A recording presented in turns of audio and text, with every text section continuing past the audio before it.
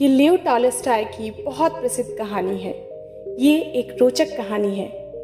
ये कहानी हमें ये बताती है कि हम ईश्वर का सानिध्य कैसे प्राप्त करें। एक सच्ची श्रद्धा, सच्ची आस्था, सच्ची प्रार्थना से प्रत्येक व्यक्ति अपने आराध्य के प्रति कितना समीप जा सकता है। कहानी कुछ इस प्रकार से है। रूस के ऑर्थोडॉक्स चर्च के पादरी को ये पता चला कि उसके नियमित प्रवचन में भाग लेने वाले बहुत से लोग एक झील के पास जाने लगे हैं। उस झील के बीच में छोटा सा एक टापू था, जहां एक पेड़ के नीचे 3 बूढ़े रहते थे। गांव वालों का यह कहना था कि वे तीनों संत हैं। पादरी को यह बात बहुत नागवार गुजरी, क्योंकि ईसाई धर्म में संत केवल उन्हें ही माना जाता है जिन्हें वेटिकन द्वारा विधिवत संत घोषित किया गया हो। पादरी क्रोधित हो गया। वे तीनों संत कैसे हो सकते हैं? मैंने सालों से किसी को भी संतत्व की पदवी के लिए अनुशंसित नहीं किया है। वे कौन हैं और कहां से आए हैं? लेकिन आम लोग उन तीनों के दर्शनों के लिए जाते रहे और चर्च में आने वालों की तादाद कम होती गई। अंततः पादरी ने यह तय किया कि वो उन तीनों को देखने के लिए जाएगा। वो नाव में बैठकर टापू की ओर गया। वे तीनों वहां मिल गए। वे बेहद साधारण, अनपढ़ और निष्कपट देहातियों जैसे थे।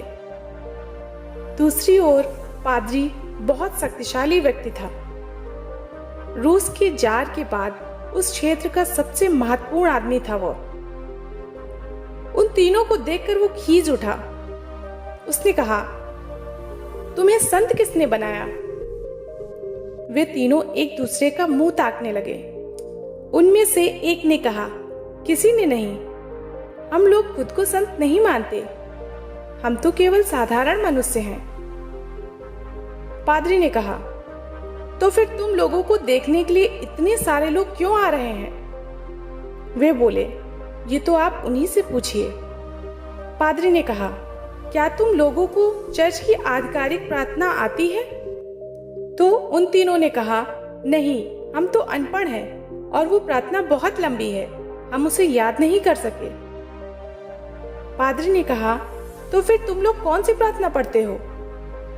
उन तीनों ने एक दूसरे की ओर देखा। तुम बता दो, एक ने कहा। तुम ही बता दो ना, वे आपस में कहते रहे। पादरी ये सब देख सुनकर अपना आपा खो बैठा।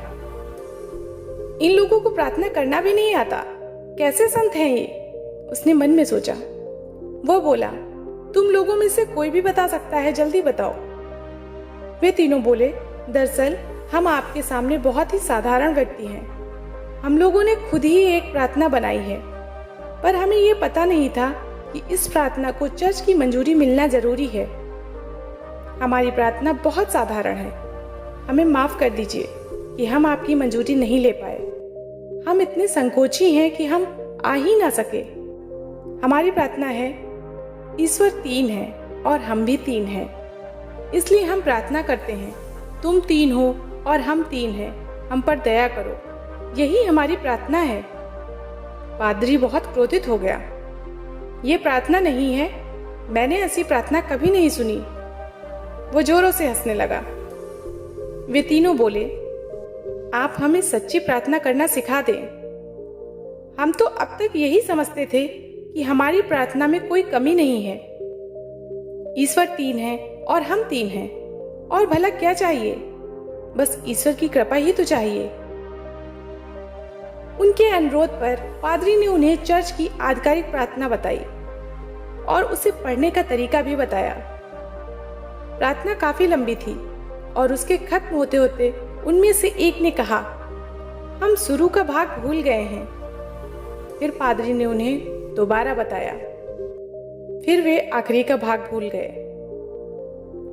पादरी बहुत झुंझला गया और बोला, तुम लोग किस तरह के आदमी हो? तुम एक छोटी सी प्रार्थना भी याद नहीं कर सकते? वे तीनों बोले, माफ करें, लेकिन हम लोग अनपढ़ हैं और हमारे लिए इसे याद करना थोड़ा मुश्किल है। इसमें बहुत बड़े बड़े शब्द हैं। कृपया थोड़ा धीरज रखें। यदि आप इसे 2-3 बार सुना देंगे तो शायद हम इसे याद कर लेंगे। पादरी ने उन्हें 3 बार प्रार्थना सुना दी। वे तीनों बोले, ठीक है, अब से हम यही प्रार्थना करेंगे। हालांकि हो सकता है कि हम इसका कुछ हिस्सा कहना भूल जाएं, पर हम पूरी कोशिश करेंगे। पादरी संतुष्ट था कि अब वह लोगों को जाकर बताएगा कि उसका पाला कैसे बेवकूफों से पड़ा था। उसने मन में सोचा, अब लोगों को जाकर बताऊंगा कि वे जिन्हें संत कहते हैं उन्हें तो धर्म का क ख ग भी नहीं आता और वे ऐसे जाहिलों के दर्शन करने जाते हैं। यही सोचते हुए वो नाव में जाकर बैठ गया। नाव चलने लगी और वो अभी झील में आधे रास्ते पर ही था कि उसे पीछे से उन तीनों की पुकार सुनाई दी। उसने मुड़कर देखा। वे तीनों पानी पर भागते हुए नाव की तरफ आ रहे थे। उसे अपनी आंखों पर यकीन नहीं हुआ। वे लोग पानी पर भागते हुए आए और नाव के पास पानी में खड़े हुए बोले, माफ कीजिए, हमने आपको कष्ट दिया। कृपया चर्च की प्रार्थना एक बार और दोहरा दे, हम कुछ भूल गए हैं। पादरी ने कहा, तुम लोग अपनी प्रार्थना ही पढ़ो। मैंने तुम्हें जो कुछ भी बताया उस पर ध्यान मत दो। मुझे माफ कर दो, मैं बहुत दम्भी हूँ। मैं तुम्हारी सरलता और पवित्रता को छू भी नहीं सकता। जाओ, लौट जाओ। लेकिन वे तीनों अड़े रहे। नहीं, ऐसा मत कहिए, आप इतनी दूर से हमारे लिए आए, बस एक बार और दोहरा दे। हम लोग भूलने लगे हैं, पर इस बार कोशिश करेंगे कि इसे अच्छे से याद कर लें। लेकिन पादरी ने कहा, नहीं भाइयों, मैं खुद सारी जिंदगी अपनी प्रार्थना को पढ़ता रहा, पर ईश्वर ने उसे कभी नहीं सुना। हम तो बाइबल में ही यही पढ़ते थे कि ईसा मसीह पानी पर चल सकते थे, पर हम भी उस पर शंका करते रहे। आज तुम्हें पानी पर चलते देखकर मुझे अब ईसा मसीह पर विश्वास हो चला है। तुम लोग लौट जाओ, तुम्हारी प्रार्थना संपूर्ण है, तुम्हें कुछ भी सीखने की जरूरत नहीं है। तो दोस्तों, आपको हमारी कहानी कैसी लगी? ऐसी ही प्रेरणादायक कहानी के लिए आप हमारे चैनल को सब्सक्राइब करें और बेल आइकन को प्रेस करें ताकि आने वाली हर वीडियो का नोटिफिकेशन आपको मिलता रहे। तो फिर मिलती हूँ ऐसी ही नई प्रेरणादायक कहानी के साथ।